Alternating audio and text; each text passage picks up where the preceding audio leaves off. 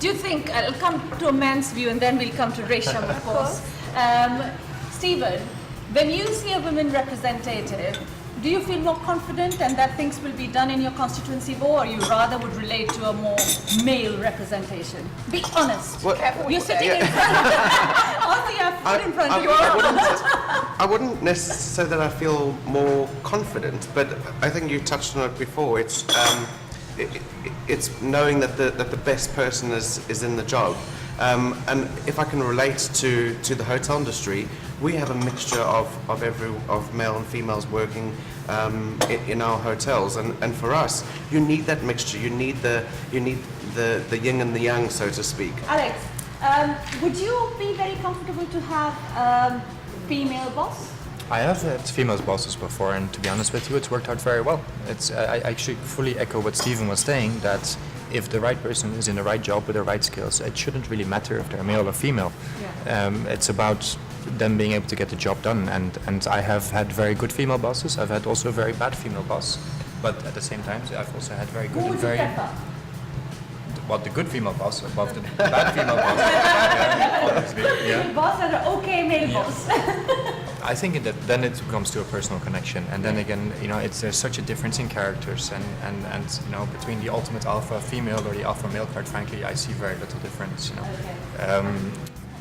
What I would like to ask, though, because I do believe that there is already a trend of more female MPs coming as it is, because if I'm not mistaken, I do remember reading some statistic recently that nearly half of MPs at the younger age are already female. Is there truth in that, right? So I think we all want to see a change. There's more women in politics, but I think any change takes time, particularly if it's a solid change that isn't artificial and isn't going to be cosmetic and disappear overnight.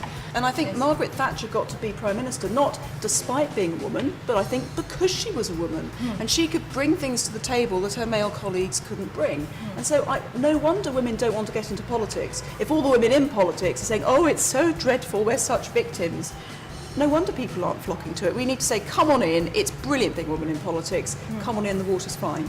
People sort of prey on that, don't they? When they're sort of like, oh, we don't want someone that's sort of moaning about and it becomes a self-fulfilling prophecy. You start off saying exactly like you said, you see yourself as a woman first, or you find reasons why you might not be successful, and you count yourself out immediately. Why should I go into politics because I'm a woman and it's a male-dominated world? Therefore, you don't apply, you don't push yourself, where a man who believes in himself might go again, try harder, pick themselves up and go again. A woman would say, well, I've tried, I'm a woman, it won't happen, and you stop. And that also means that you've cut yourself off. So sometimes it's important. I want to bring this as well, because we talk a lot about the women, but and when you're nurturing them, would you do because she's a woman or because she has the skill to be an MP? So what the men would feel is that probably it's easier now in these days, if you're a woman and you're coming from an ethnic minority background, to be more in forefront than the people who are male and are white. We have that sort of argument coming there.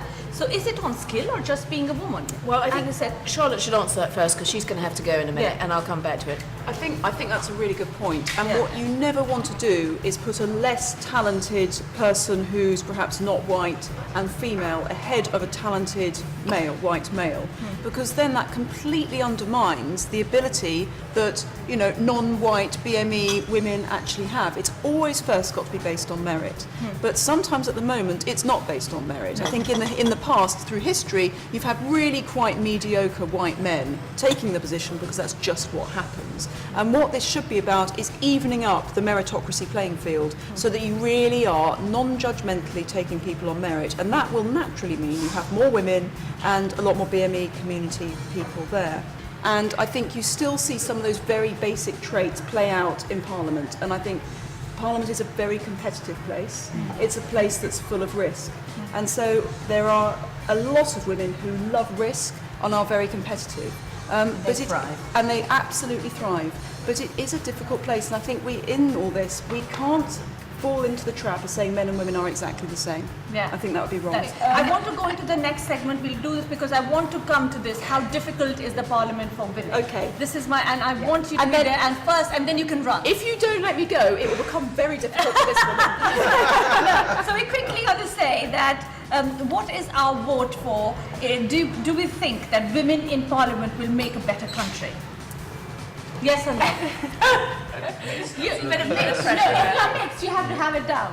What? Yes. So if it's only women in Parliament, will make it better? More women. More women. More women. By the way, we're Good women. 22 point something percent at the moment. 22 overall, right? Overall in Parliament, in the House of Commons. So more women in the Parliament would make better Britain.